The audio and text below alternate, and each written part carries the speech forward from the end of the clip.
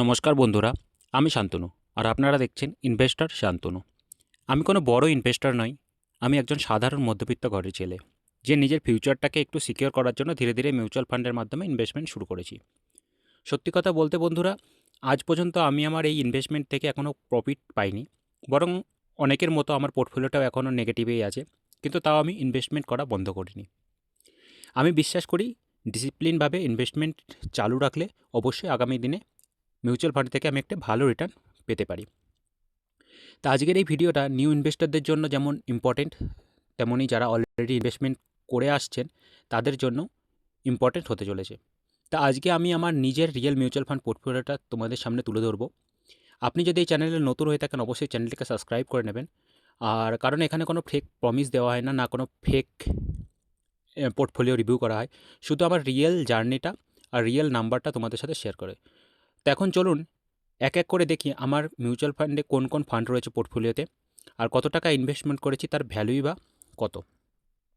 সবার প্রথমে তোমরা দেখতে পাবে আমার ইনভেস্টমেন্ট অ্যামাউন্ট হলো 4,35,951 টাকা, যেটার এখন বর্তমান মূল্য 4,33,279 টাকা।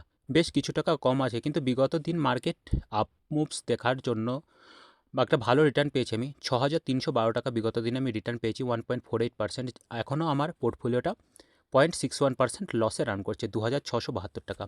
কিন্তু আমি আশা রাখছি এটা থেকে আগামী দিনে আমি প্রফিটে আসব।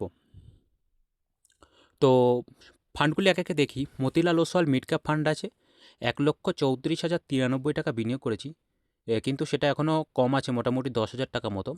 1,24,000 টাকা ভ্যালু। মিড ক্যাপ সেক্টরের মধ্যে ফান্ডগুলির মধ্যে মতিলাল ওসওয়াল মিড ক্যাপ ফান্ডটি সকলের কাছে একটি জনপ্রিয় fund. Motilal Oswal mid cap fund, দেখো বিগত দিনে আমি এর থেকে কত রিটার্ন পেয়েছি সেটা তোমাদের দেখায়। দেখো সকলের চেয়ে সবচেয়ে বেশি রিটার্ন পেয়েছি 2.12%। মিড ক্যাপ সেক্টরে এবং লার্জ ক্যাপ সেক্টরের মধ্যে Motilal Oswal mid cap fund আমার কাছে খুবই ভালো লাগে, এর জন্য আমি মতিলাল ওসওয়াল মিড ক্যাপে বিনিয়োগ করেছি। তো দেখতেই পাচ্ছ এতে এখন বেশ কিছু টাকা নেগেটিভে আছে। পরবর্তী ফান্ডটি রয়েছে এইচডিএফসি মিড ক্যাপ ফান্ড, যেটাতে আমি এসআইপি করি, যেটাতে আমি 75,996 টাকা বিনিয়োগ করেছি, যেটা এখন বেড়ে গিয়ে 83,322 টাকা হয়েছে। ভালো রিটার্ন পেয়েছি। মার্কেট বিগত এক বছরে তোমরা জানোই, যারা বিগত এক বছর মার্কেটের সঙ্গে যুক্ত আছো, মার্কেটের ওপর দিয়ে কতটা খারাপ নিউজের জন্য মার্কেট কতটা কারেকশন ভলাটিলিটি ছিল, তার জন্য সেই জায়গায় দাঁড়িয়ে এইচডিএফসি মিড ক্যাপ থেকে আমরা একটা ভালো রিটার্ন অবশ্যই পেয়েছি।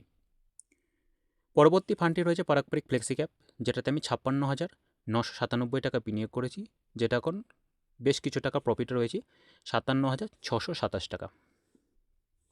পরবর্তী ফান্ডটি হলো Motilal Oswal large and mid cap fund, যেটাতে আমি মোটামুটি 52,000 টাকা বিনিয়োগ করেছি, যার এখন বর্তমান মূল্য 51,426 টাকা। এসবিআই কন্ট্রা ফান্ড রয়েছে 40,771 টাকা বিনিয়োগ করেছি, যেটার এখন বর্তমান ভ্যালু 41,819 টাকা।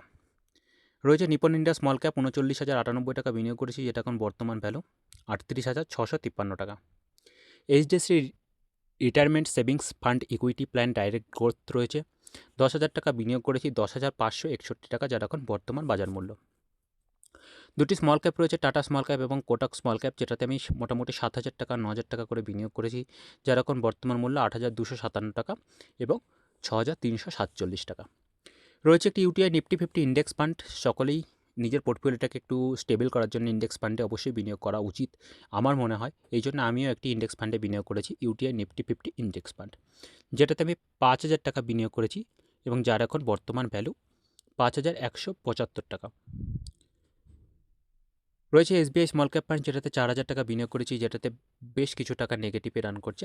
4,000 টাকা বিনিয়োগ করেছি, যেটার এখন বর্তমান ভ্যালু 3,682 টাকা।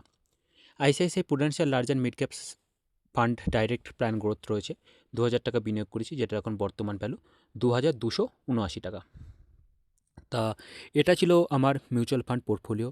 তো ভিডিওটা শেষ পর্যন্ত দেখার পর আমার পোর্টফোলিওটা দেখে তোমাদের কেমন লাগলো অবশ্যই কমেন্ট করে জানাবে। আর কমেন্ট করে অবশ্যই জানাবেন তার সাথে আপনার পোর্টফোলিওটার অবস্থা কেমন সেটাও শেয়ার করতে ভুলবেন না। তাহলে আজকে এই পর্যন্তই, দেখা হচ্ছে পরের ভিডিওতে। ততদিন ভালো থাকুন, সুস্থ থাকুন আর ডিসিপ্লিন ইনভেস্টর হয়ে থাকুন। ডিসিপ্লিনভাবে যদি ইনভেস্টর করতে থাকেন অবশ্যই আগামী দিনে ভালো রিটার্ন পাবেন, এটা আমি আশা করছি। কারণ ভারতের ইকোনমি এখনও ডেড হয়ে যায়নি, আগামী দিনে ভারতের ইকোনমি আরও ভালো হতে চলেছে।